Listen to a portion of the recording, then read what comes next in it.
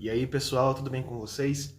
Para quem não me conhece, meu nome é Thiago, sou estudante do curso de Medicina da Universidade Regional do Cariri e hoje vamos conversar sobre monobactâmicos. Estamos seguindo a mesma sequência da playlist de antibiótico terapia. Já tem vídeos sobre introdução à antibiótico terapia, penicilinas, cefalosporinas, carbapenêmicos e hoje, para finalizar a classe dos beta-lactâmicos, vamos falar sobre os monobactâmicos.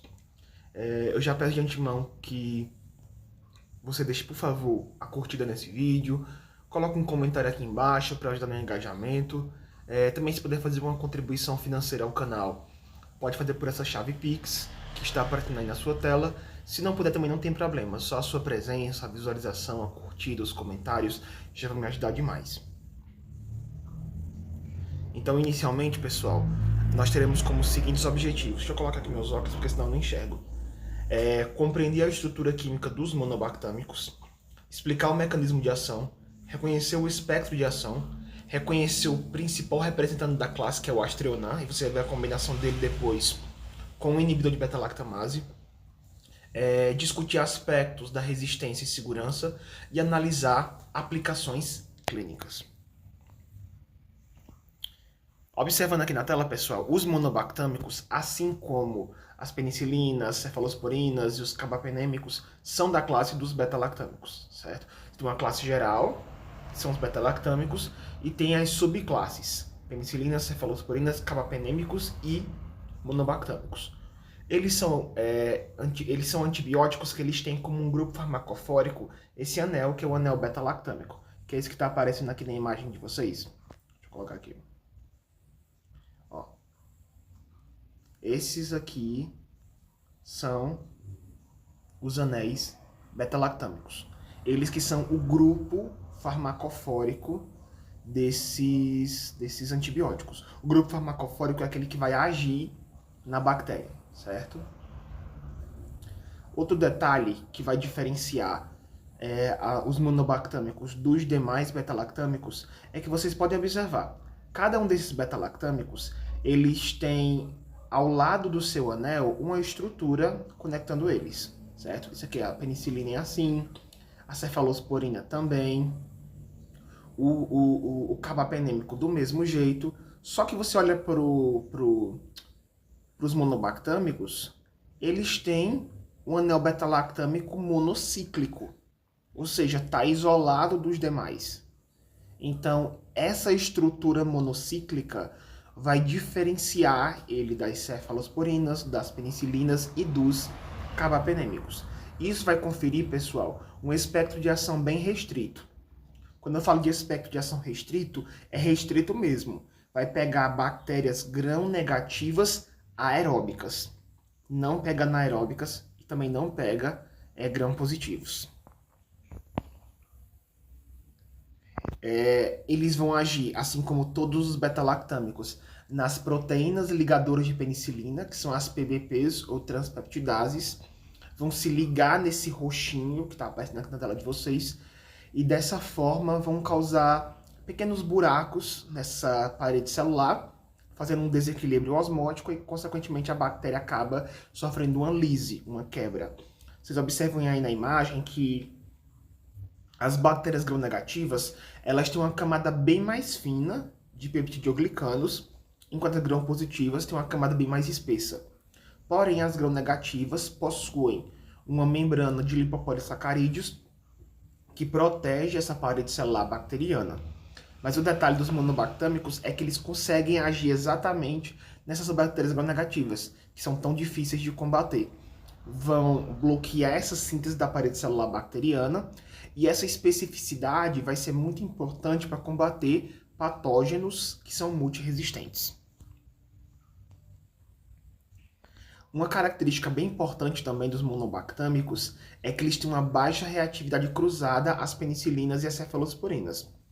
Como a estrutura deles é bem parecida, pessoal, muitas pessoas que têm alergia às penicilinas podem ter as cefalosporinas.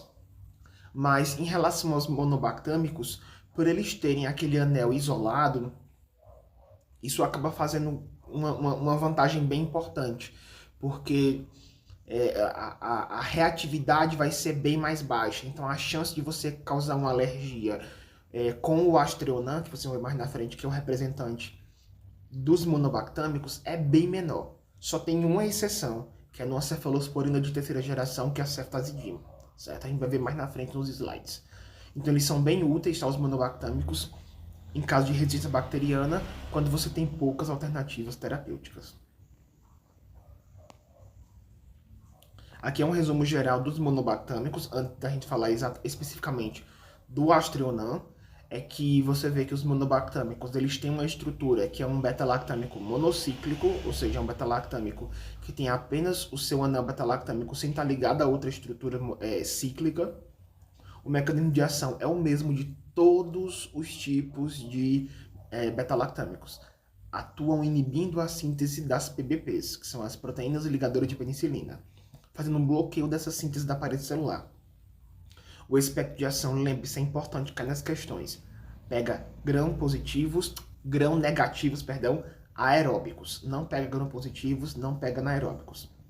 A vantagem é que tem uma baixa reatividade cruzada com as penicilinas e com as cefalosporinas, e o uso clínico ele é bem importante nas infecções por patógenos multiresistentes em que os pacientes são alérgicos a outros beta-lactâmicos. Vamos falar agora do medicamento que representa essa classe, que é o Aztreonam. O Aztreonam é o principal representante dos monobactâmicos. Lembrando que os monobactâmicos são a subclasse dos beta-lactâmicos. Possui uma estrutura monocíclica, o que confere propriedades únicas, já conversamos sobre isso. Atua na síntese da parede celular bacteriana, causando a lise, que é a quebra e a morte celular. E o mecanismo de ação nada mais é do que ligar as PBPs, que são as proteínas ligadoras de penicilina, em patógenos que são sensíveis. Tá? Quem são os patógenos sensíveis ao Aztreonam? Bactérias gram-negativas aeróbicas, o que leva à formação de estruturas filamentosas e à quebra da célula bacteriana. O Aztreonam, pessoal, bacana dele é porque ele é bem resistente à grande maioria das beta-lactamases, produzidas por bactérias gram-negativas. Só que ele é vulnerável às carbapenemases, que são aquelas mesmas que quebram o anel dos carbapenêmicos. Um exemplo muito prático que a gente vê no Brasil são as KPCs, tá? Que são as Klebsiella pneumoniae carbapenemases. Elas causam infecções por bactérias multiresistentes e o Aztreonam não consegue combater esse tipo de bactéria.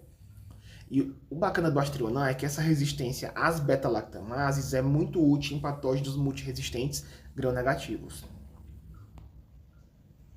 Aqui no espectro vocês veem que eles pegam exclusivamente gram-negativas aeróbias. Já vou repetir isso 500 vezes para que vocês entendam. Pega bactérias gram-negativas aeróbias, como quem? Enterobactérias, Pseudomonas aeruginosa. O interessante é que essa Pseudomonas aeruginosa, que está muito presente em, por exemplo, prostatites, você não consegue combater, inclusive, com um tipo de carbapenêmico, que é o ertapenem.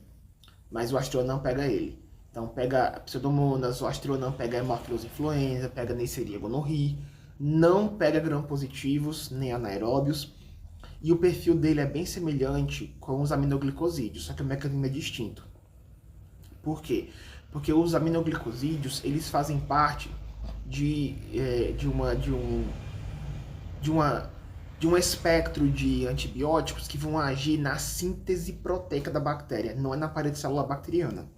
O Aztreonam, assim como as penicilinas, cefalosporinas e clopenêmicos, atuam na parede celular bacteriana. Mas os aminoglicosídeos, gentamicina, micacina e tal, vão atuar na síntese proteica no RNA ribossômico da bactéria, especificamente na subunidade 30S. A gente vai estudar sobre isso ainda. A via de administração do Aztreonam pode ser intravenosa ou intramuscular. Majoritariamente é intravenosa quando são infecções graves. Infecções um pouco menos graves pode ser intramuscular.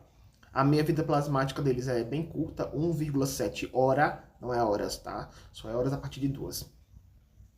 A eliminação majoritariamente é renal e os pacientes que são anéfricos, ou seja, aqueles que não têm rins funcionais, podem ter podem fazer com que esse Aztreonam tenha uma meia-vida um pouco mais longa, de até 6 horas. Mas nesse caso requer ajuste de dose, porque vai dar uma sobrecarga renal em rins que já não estão funcionando. Aqui nós temos a posologia de acordo com o auxílio libanês. Para adultos, nós temos 1 a 2 gramas a cada 6 a 12 horas. Isso vai depender muito da prescrição médica, se é de 6 em 6 horas, 8 em 8 horas, 12 em 12 horas. Para pacientes pediátricos, nós temos que, se o paciente tem mais de uma semana, você faz 30 miligramas por quilo em intervalo de 6 em 6 ou de 8 em 8 horas. Se tiver mais de 2 anos de idade, já pode fazer 50 miligramas por quilo em intervalo de 6 a 8 horas. Só que lembra, se o paciente tiver insuficiência renal, você tem que observar o clearance de creatinina.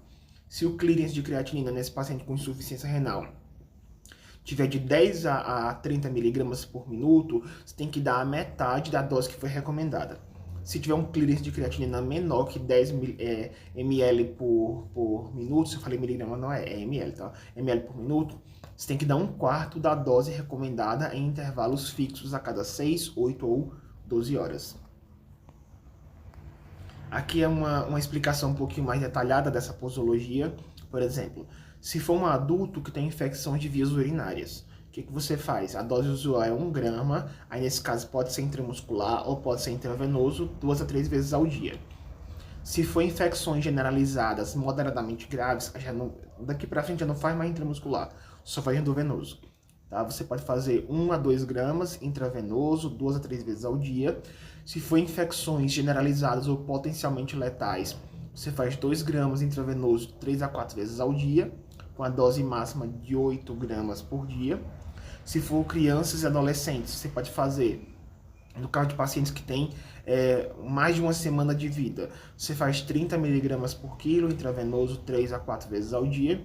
E se for pacientes com 2 anos ou mais que tenham infecções graves, aí você faz 50 miligramas por quilo intravenosa 3 a 4 vezes ao dia, com a dose máxima de 8 gramas ao dia, certo? O Astriona, ele tem uma segurança assim, bem bacana, ele é bem tolerado. Os efeitos adversos possíveis são uma inflamação lá na veia que você administrou, tá? Uma flebite no local da injeção. Podem aparecer também infecções cutâneas, erupções cutâneas, perdão, também alterações transitórias em teste de função hepática, baixa reatividade cruzada com penicilinas cefalosporinas, ideal para pacientes que têm alergia grave.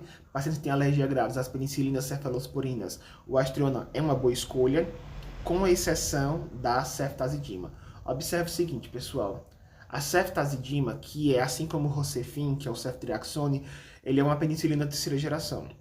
E a constituição molecular da ceftazidima, olha aqui, pessoal, é muito parecida com a do Astriona. E isso pode causar uma reação a pacientes que têm alergia à ceftazidima. Então, se o paciente tem alergia à ceftazidima, ele não pode fazer o uso. Aliás, não é que ele não pode, tem que ter uma cautela gigantesca ao ser prescrito o Astriona. Em que o Astriona é indicado? Infecções respiratórias, urinárias, intraabdominais, septicemias causadas por micro-organismos gram-negativos suscetíveis, tá? Que são aeróbicos. A importância clínica é que é uma alternativa terapêutica em caso de alergia a outros beta-lactâmicos. Uma inovação bacana que surgiu é você associar o Astriona com o Avibactam.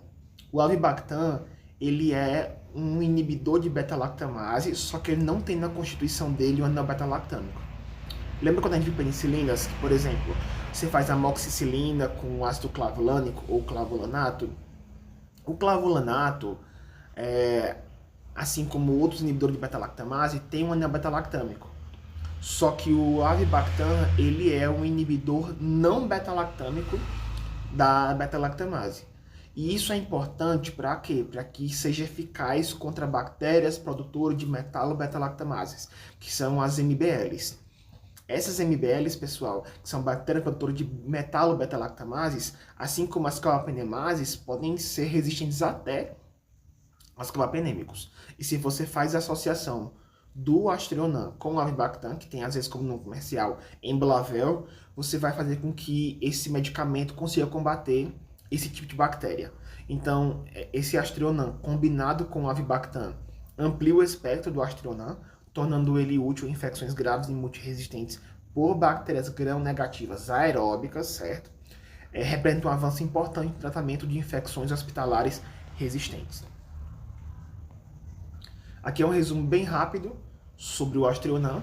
Ele é um beta-lactâmico da subclasse dos monobactâmicos, age inibindo as PBPs, que são as proteínas ligadoras de penicilina, bloqueando a síntese da parede celular, pega gram-negativos aeróbicos, resiste à maioria das beta-lactamases, pode ser administrado por via intravenosa ou intramuscular, tem poucos efeitos adversos, é uma boa opção para quem é alérgico às penicilinas e às cefalosporinas, com exceção de quem é alérgico à ceftazidima.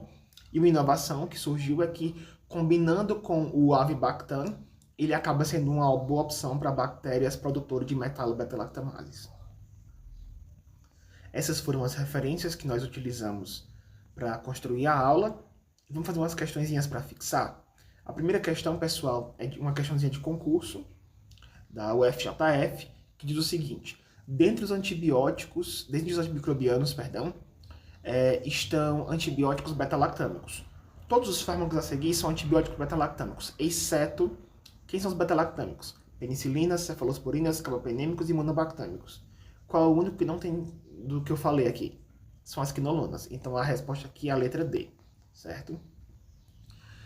Segunda questão. São antibióticos beta-lactâmicos. Vamos ver. Penicilinas, como penicilina G, ampicilina, amoxicilina. Show de bola. B, cefalosporinas, como cefalexina e ceftriaxona. Perfeito.